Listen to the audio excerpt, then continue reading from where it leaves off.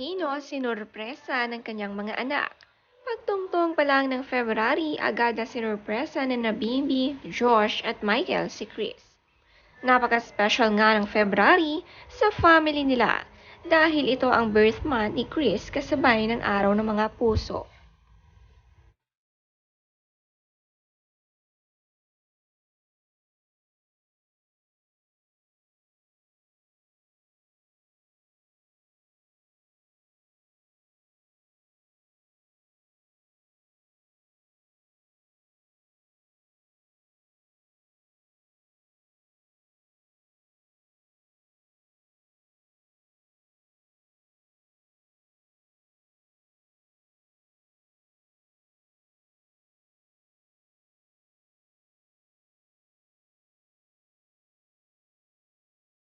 Thankful si Chris sa kanyang long friendship na si Michael Leva. Siya raw ang isa niyang lifelong loyal friend na hanggang ngayon kaibigan niya.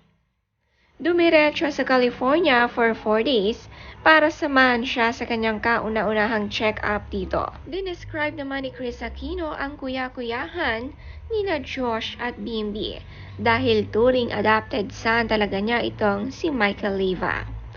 Sabi niya siya raw ay isang super sipag, always pleasant, still humble, kusang matulungin, concerned sa welfare ng employees mo at mapagmahal sa pamilya.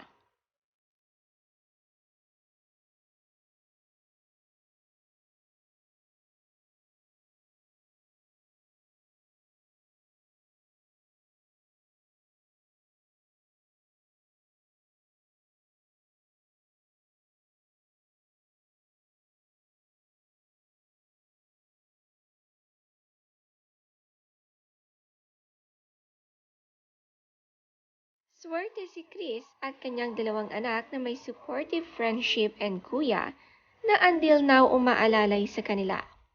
Matagal-tagal na labanan nga ito, pero patuloy na lalaban at sasamahan ng isa't isa sa pagsubok ng family nila.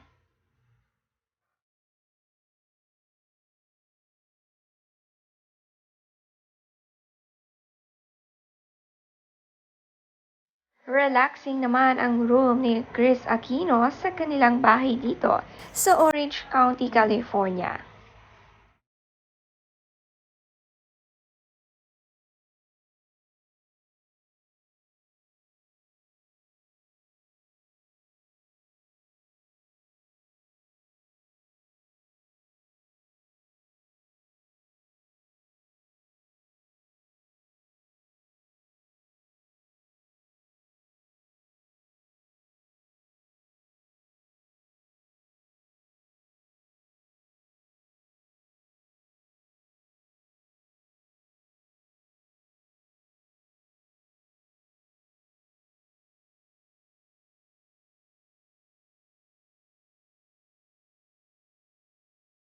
Sabi ni Chris sa post niya, "To the original ML in my life, Michael Leva.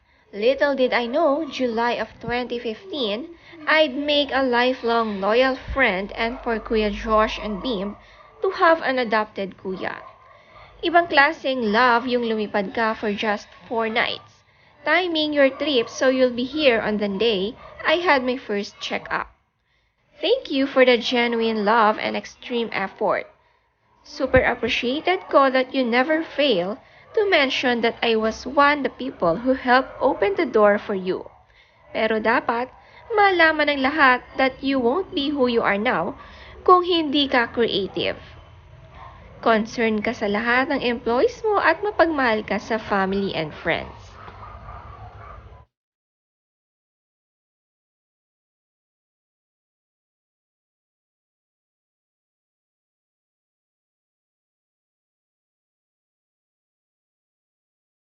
May mensahe naman si Chris sa kanyang mga followers, friends, and fans. Sabi niya sa picture, "For all of you, thank you for continuing to pray for me. I failed to ask his permission if I could name him, but my new doctor is considered among the best. I waited 3.5 months to have a face-to-face consultation, and I know I made the right choice because after months of uncertainty, he gave someone like me, suffering from multiple autoimmune conditions, the most important element needed, the renewed confidence to hope that although it will be a long process, I do have a strong chance of getting better.